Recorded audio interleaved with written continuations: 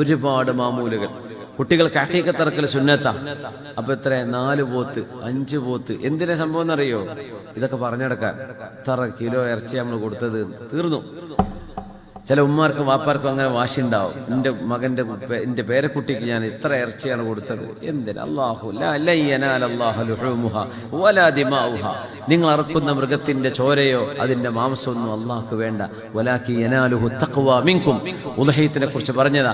നിങ്ങളുടെ ഖൽബിൽ അള്ളാഹുവിനെ കുറിച്ച് എത്ര ബോധമുണ്ട്, ഇത്രയേ അള്ളാഹു നോക്കുന്നുള്ളൂ. ഇറച്ചിന്റെ കണക്കും കിൻഡലൊന്നും അള്ളാഹ്ക്ക് കേൾക്കേണ്ട കാര്യമില്ല. സുബ്ഹാനല്ലാഹ്. അതുകൊണ്ട് ഈ പെരുമ കാണിക്കാൻ ചെയ്യുന്ന പണിയൊക്കെ ഒന്ന് നിർത്തിക്കളെ.